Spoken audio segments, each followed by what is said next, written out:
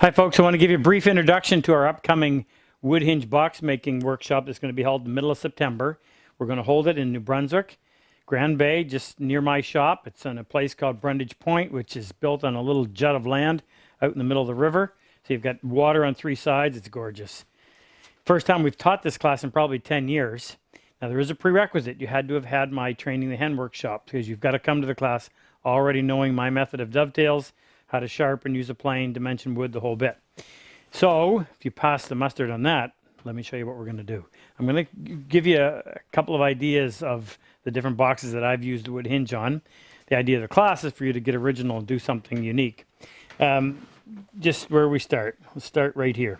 So I make a lot of these. This is my little box that we sell as a business card box. It has a 5-piece hinge.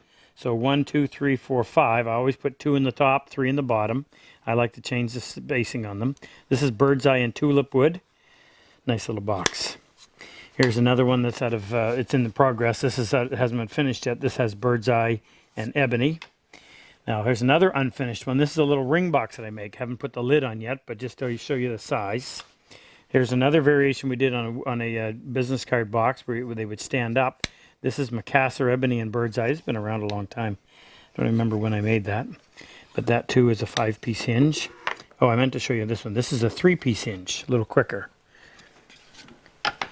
Now, here's a different variation. This is where we actually, let me show you this first. This will make more sense. So this is a 3/8 inch hinge. Now this one I really like because the grain matched up so well. You do not see the hinge until it actually gets opened. But on these style boxes, I have a lid that sits down in between the two sides. Okay. On this style of box, I actually cut the box so that the hinge is actually in the, well, not the middle, but it's in the upper third. And you'll also notice that the hinge goes all the way through. So if you look right here, you'll see the end grain, the round end grain of the hinge. Works the same way. This is actually a 7-piece hinge. So 1, 2, 3, 4. Actually, it's a 9-piece hinge, sorry. There's 4 pieces in the bottom. There's 5 pieces in the bottom and 4 in the top. So it's quite a contrast. Here's another one like that I'm doing. This one I really like. This is ebony, Gaboon ebony and bird's eye.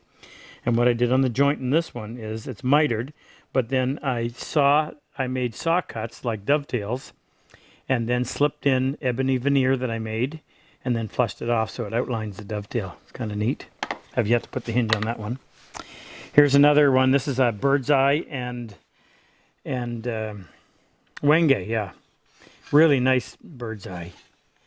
And this is a 5-piece. This actually has a cedar bottom. Where are we? Now here's one I did. I did this out of red oak. And what I did with it is after I built it, I sandblasted it. So when you sandblast red oak, the spring wood, which grows very fast, is not nearly as dense as the summer wood. So when you run a sandblaster over it, it erodes the spring wood really quickly and ends up looking like driftwood. So I hand cut the dovetail and then did all of that sandblasting.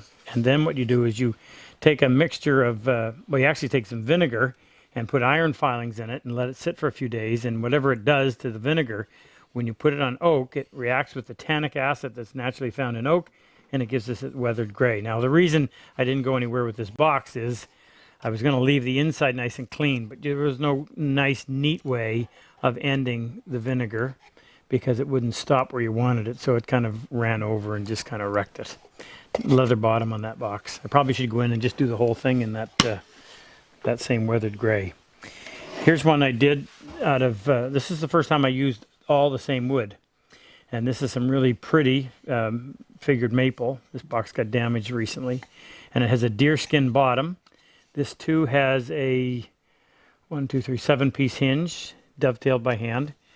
Then the deerskin bottom, the only downside to that is when I was spraying this, I had to tape off the deerskin.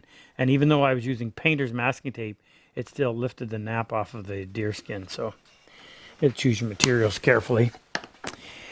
Here's a jewelry box size box. This is cherry. And what I did on this one is I left the dovetails proud, cut a chamfer all the way around before I assembled it. Did the same thing on the back. I left the hinge proud, and the lid too sticks out. Now, the one caution when you get into a box this size, on something this small, you're talking about a lid that is only less than 3 inches wide. So there's not going to be a lot of seasonal movement, so you don't pick up a big discrepancy right here where this lid expands, whereas this, because if it's in its length, doesn't. There's not a great discrepancy there. However, the biggest problem with a wide hinge is that it tends to cup over time and moves. So I tend to keep my boxes rather narrow. When I built this one, this lid is 7 inches wide. But you'll notice by the straight running lines that it's a piece of quarter-ton cherry. And it actually has stayed nice and flat, which is really nice. Normally what I do when I build a box like that, has a large lid, I make the lid up. In this case, it was a piece of 5/16 MDF. I banded it first with white oak all the way around. I didn't try to hide it. That's why you see the end grain right there.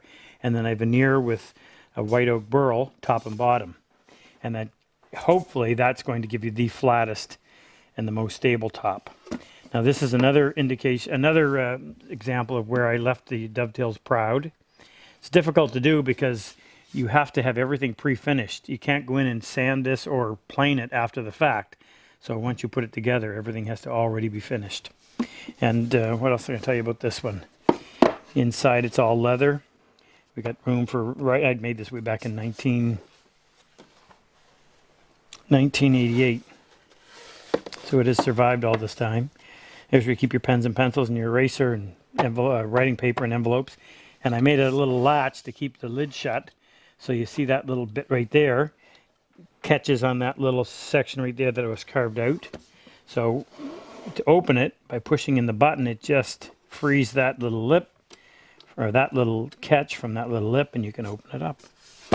It's fun to do. That's amazing that that's survived as long as it has in my house. Now here's one I made 1988 as well. In fact, the day I was taking this home, leaving BYU, I dropped it on the concrete step outside. That's where that ding came from. But this is cherry with a coopered lid, so I made it nice and smooth on the outside, and I left the facets on the inside.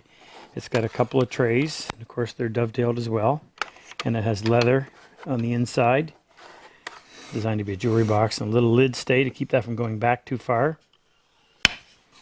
And it stayed nice and, I wouldn't say flat because it's not flat, but everything has stayed in check. That was all hand dovetail too. So when you come to the class, what we'll do the first few days is we'll master the wood hinge process, which means we'll do a bunch of boxes using a little jig to put a finger joint in it. And then once we've got that figured out, we'll put the time into designing a nice box that has dovetails in it. And that's where you can start to get a little bit creative with your ideas, whether it's matching woods or shapes or whatever. Anyway, if you're interested in this, this is one of those classes where you have to be pre-qualified, and I say that only because it's only fair to the other students that everybody come in at the same speed, so we're not having to teach dovetails when we're really there to be learning how to do the wood hinge. The dovetail portion of it is assumed you'd already know it. So you need to use my toll-free number, 1-877-967-5966, and speak to me, and we'll go through and make sure that this class is for you. There's only room for 12, and there's already some of the spots that are filled. So if you're interested in this, you're going to have to act on it rather quickly. Sorry, I can't remember the exact dates, but it's on our site. It's right around I think it's the second week of September. Anyway, it'll be a ton of fun. So if you're into making boxes, you're not going to want to miss this. We'll see you.